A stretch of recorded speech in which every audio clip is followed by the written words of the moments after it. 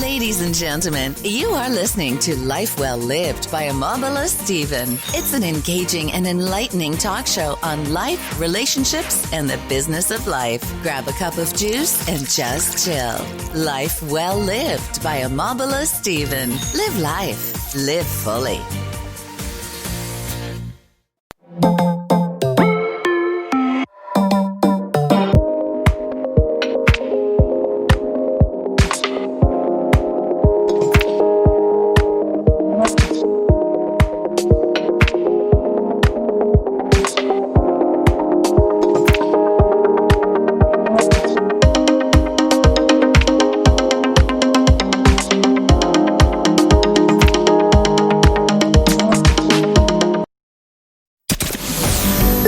Welcome, everybody, to this week's episode. We really appreciate you joining us. This podcast really shows us how we can all learn, live, and thrive off of each other. By sharing our knowledge through our conversations, we will impart some knowledge whilst learning ourselves how to progress even further. Here is your host.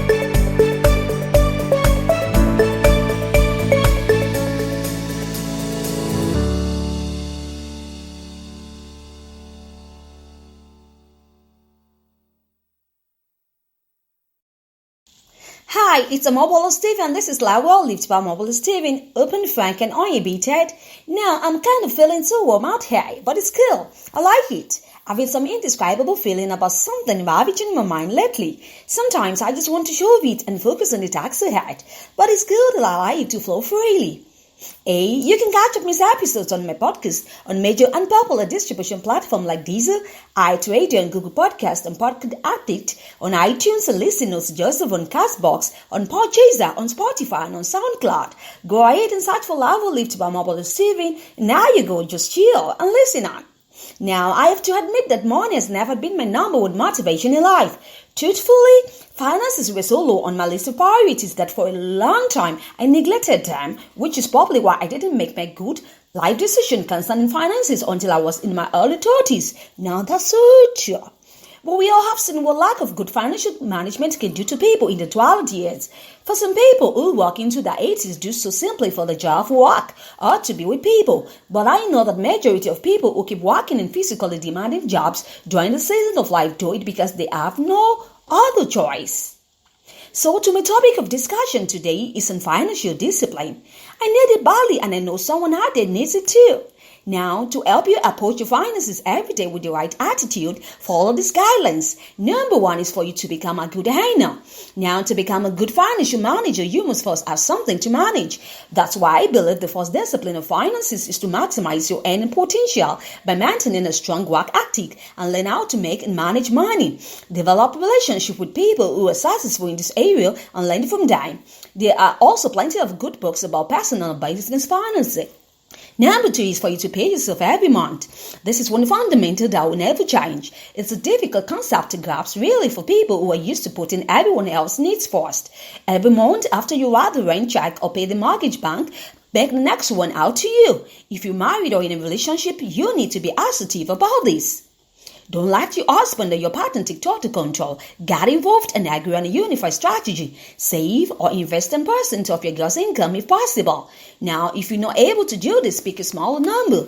Remember, it's developing the habit that counts, not the amount. Your needs are important. When it comes to retirement, if you don't plan to take care of you, who will? So, you need to be smart.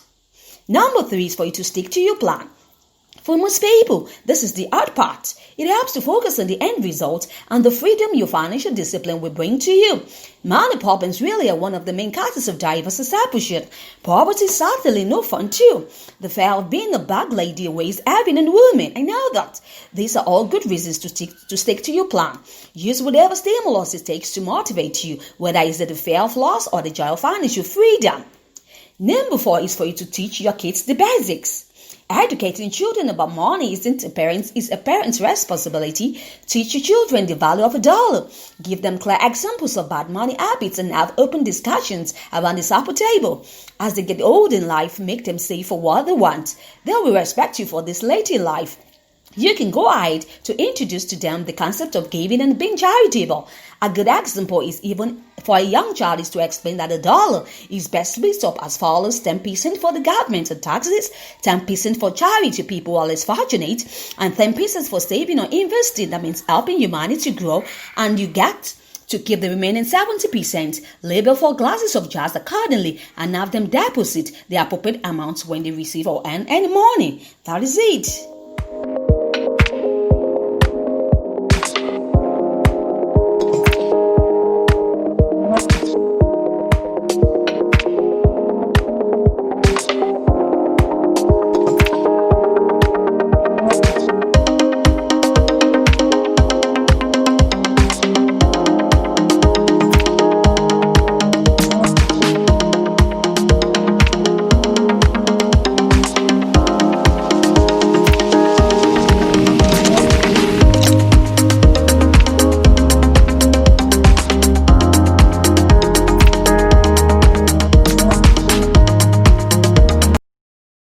Ladies and gentlemen, you are listening to Life Well Lived by Omobola Stephen. It's an engaging and enlightening talk show on life, relationships, and the business of life. Grab a cup of juice and just chill. Life Well Lived by Omobola Stephen. Live life. Live fully. Oh yes, you need to live life and live fully. Now I'm talking about how you can discipline yourself financially, financial discipline. Now I've set up some tips. I'm in another tip right now. The next tip is for you to be grateful every day. But before I say it, let me tell you or remind you about the words of Dave Ramsey. He said, you've got to tell your money what to do or it will leave. Did you hear that? You've got to tell your money what to do or it will leave. Now let's move to be grateful every day. One of the most important things you can do for yourself is to keep your perspective and be thankful for whatever you have.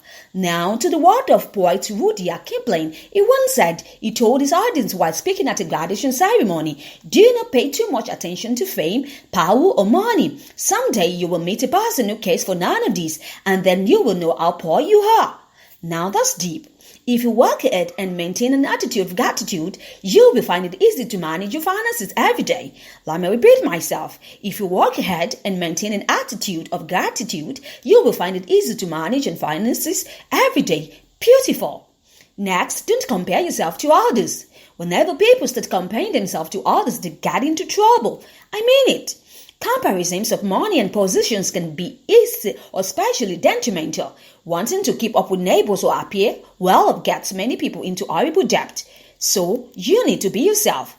New York financial writer James Surowiecki said, Americans have always been stricken by the disease that some have called luxury fever or affluenza. Even if we aren't rich yet, we will look as if we were. What's that? If you say your neighbors buying new furnishings for their homes, taking elaborate vacations and driving a new vehicle every year, does something stir inside you to do the same?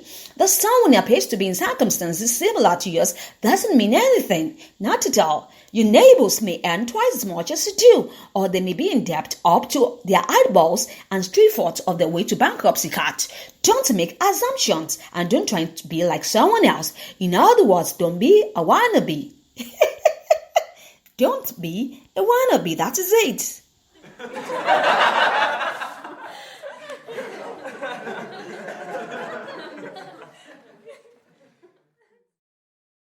Absolutely. Let's move on to give as much as you can.